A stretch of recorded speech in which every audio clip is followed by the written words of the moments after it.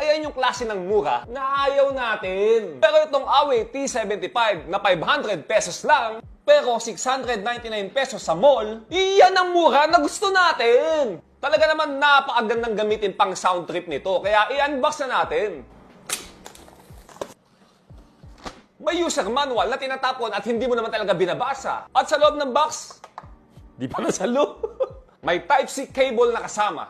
Di mawawala ang basura. At ito na nga guys ang ating Huawei T75. Yun, nasalo na. Grabe guys, sobrang sulit sa 500 pesos itong Huawei T75 natin. Napakaganda ng design. Napakagandang gamitin pang sound trip habang tayo ay nagko-commute. Pang sound trip habang tayo ay nasa bus. Pang sound trip habang traffic ang biyahe. Sa physical appearance guys, itong charging case niya sa likod ay merong saksakan ng Type-C at nasa harapan naman niya yung saksakan ng Pogi. May logo ng Huawei sa takip at pag inangat natin yan, makikita natin yung mismong earphone natin, yung Huawei T75. Yan. At yung mismong texture niya guys ay matte black finish na parang medyo rubbery. Kung ikaw yung tipo ng tao na naiirita kapag may pinapasok sa loob ng tenga na goma at iniisip mo na yung goma na yon ay baka pumasok sa loob ng ulo mo, bagay na bagay sa itong Huawei T75. Natatawa sa kalokohan ko. So, ganun na nga kung ayaw mo lang may goma na pinapasok sa loob ng tenga mo, bagay sa itong Huawei T75. Dahil ang mismong earbuds ito guys ay walang goma